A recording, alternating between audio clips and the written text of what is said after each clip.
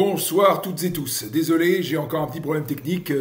Vous savez, OBS Studio, ils disent on dit que tout le monde, ça doit tout démarrer d'un coup et ça démarre pas tout d'un coup. Il y a des problèmes avec YouTube. J'arrive pas, je sais pas si ça fonctionne vraiment. Ça n'a pas l'air de fonctionner avec YouTube alors que ça marchait jusqu'à maintenant. Je comprends pas ce qui se passe. Voilà, donc tout doit démarrer avec un seul logiciel et en fait tout démarre pas. Ouais. Et donc c'est jamais vraiment bien clair leur histoire. Bon, enfin c'est pas grave, je suis quand même en direct sur la plupart des plateformes, peut-être pas YouTube, mais en fait toutes les autres c'est bon. Twitch, Kik, Facebook, etc. Et aussi TikTok. Je vous remercie d'être présent et désolé pour ce retard. En tout cas, je suis là pour vous parler du droit du travail, de la législation du travail qui se délite d'année en année depuis plus de 30 ans, voire même, je pourrais dire 40 ans, puisque ça a commencé en 1986 avec l'arrivée de la droite et de Jacques Chirac au pouvoir, qui a commencé à enlever le droit administratif de licenciement. Bon, je vais vous passer toutes les autres étapes. Après le libéralisme européen, Sarkozy, et plus récemment avec la loi El Khomri et la loi travail. Enfin, en résumé, on s'aperçoit après, nous les représentants du personnel, enfin lorsque j'étais représentant du personnel et maintenant que j'assiste aussi les salariés en tant que conseiller du salarié CGT en Charente-Maritime, que les employeurs peuvent faire ce qu'ils veulent, on leur adapte la loi pour qu'ils puissent détourner la loi. Un exemple très simple, le franchisé boulanger qui se trouve à Royan, que vous connaissez, tous ceux qui habitent Royan ou en Charente-Maritime le connaissent. Et ben ce franchisé, il paye ses salariés 1200 € bruts par mois, alors que le SMIC brut est à plus de 1800 €. Lui, il paye 1500 € bruts. Mais attendez, la loi ayant été modifiée sous Nicolas Sarkozy au début de son mandat, avant l'assiette du SMIC, on prenait que le salaire fixe. Voilà, on prenait pas les primes. Maintenant, dans l'assiette du SMIC, on englobe les primes. Donc, quel intérêt pour le législateur d'avoir englobé les primes, et quel intérêt pour l'employeur de payer des primes s'il a englobé au SMIC, si à la fin, en fait, on a que le SMIC, autant payer au SMIC. Mais dans l'effet réel, c'est que l'employeur, certains mois, ne doit pas payer. Et là, il est dans l'illégalité. C'est pour ça que j'ai fait appel à l'inspection du travail pour qu'ils aillent chercher. Parce que je suis sûr que depuis que le boulanger existe, il y a certains mois, il a dû payer en dessous le SMIC. Parce que sinon, quel intérêt il aurait de payer, d'inclure les primes autant qu'il est payé au SMIC, il ne paye pas de primes, et ça revient au même, il est dans la légalité, il n'y a pas de souci. Donc il y a bien quelque chose où il y gagne. Sinon, il y a un peu d'intérêt. Donc je trouve ça, j'ai pas contacté les classes du travail, j'ai contacté d'autres organismes, parce que je trouve ça lamentable. Il y a toujours une parade pour détourner. Avant, ça n'existait pas.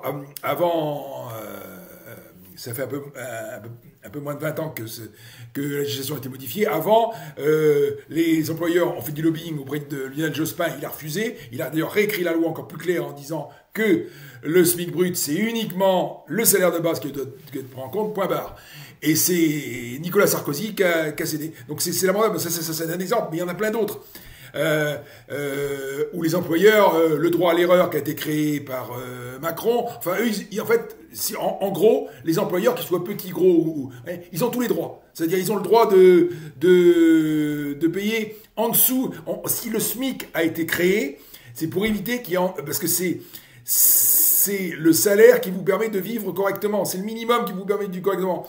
Donc, si vous le payez en dessous, je vois plus l'intérêt. Et puis si vous mettez des primes et vous l'incluez dedans, il y a autant de pas donner de primes. Autant les au SMIC, et puis voilà, au moins comme ça, tout est carré. Voilà. Donc là, il y a un truc qui me défrise.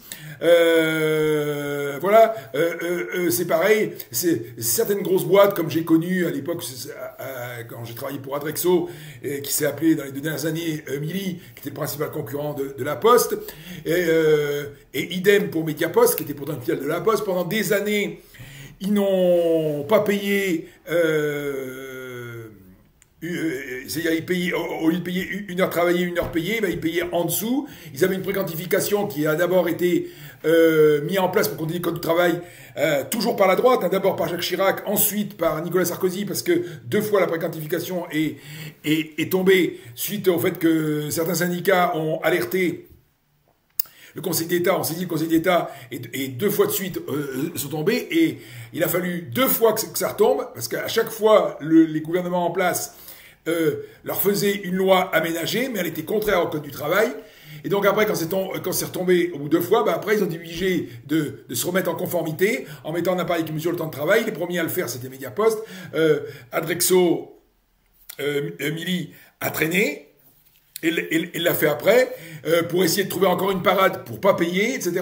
Donc c'est toujours la course à ne pas payer le dû des salariés. Après, on se plaint qu'il y a des postes qui sont pas pourvus, Comment voulez-vous que des gens aillent travailler pour des employeurs que leur but est de payer le moins possible les gens?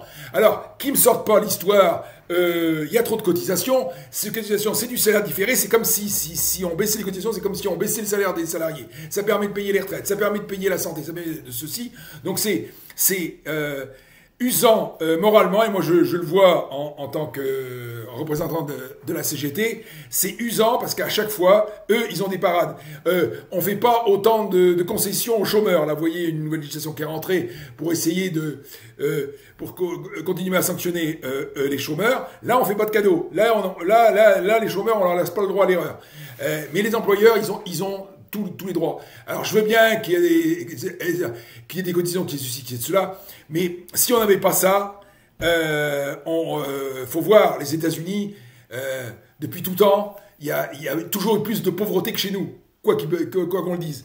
Et voilà, donc parce que on est obligé de protéger le plus faible. Donc c'est pas le problème.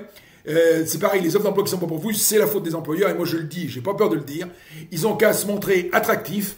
Et là, il n'y aura pas de problème, ils auront attractif, c'est-à-dire un bon salaire, respecter les salariés, il n'y aura pas de problème, ils trouveront. Mais même qu'on les aide à contourner la loi, ce monsieur ce franchisé boulanger là, Royan, qui veut pas respecter la loi, mais c'est pas grave, que même si la Suisse du travail ou autre n'arrive pas parce qu'il a contourné la loi d'une manière plus légale grâce mais il trouvera un bout d'un moment, les salariés vont se barrer, il trouvera pas de salariés. D'ailleurs, il marche beaucoup moins bien que Darty.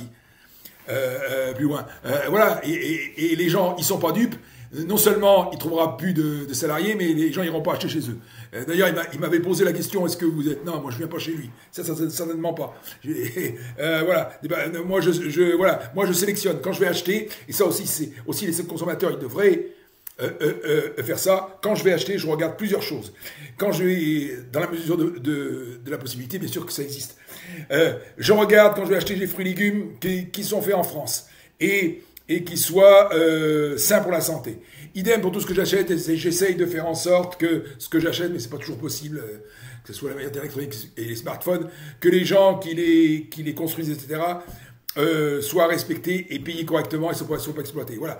Et tout le monde devrait faire ainsi, idem pour les vêtements, mais c'est vrai que c'est compliqué.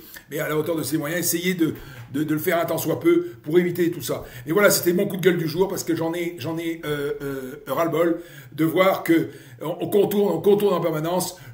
Déjà, vivre avec le SMIC mensuel, c'est déjà pas facile. Alors, vous imaginez bien si on essaye de gratter en permanence. Alors qu'on me raconte pas qu'il paye quand même au SMIC, mais qu'il met les primes dedans. Quel intérêt? C'est bien qu'il y a des fois, il a pas payé. Donc, j'espère que l'inspection du travail va chercher à fond parce que il y a matière. Voilà. Je voulais donner mon coup de gueule parce que mon ressenti et voilà, et je voulais parler de ça. J'espère que vous étiez nombreux. Je vous retrouve assez rapidement sur cette même antenne, pas demain, sûrement si j'ai des choses un sujet à développer, sûrement mercredi ou jeudi. Voilà, enfin en tout cas d'ici la fin de la semaine, mais pas demain. Bonne soirée à tous, bon courage et à bientôt.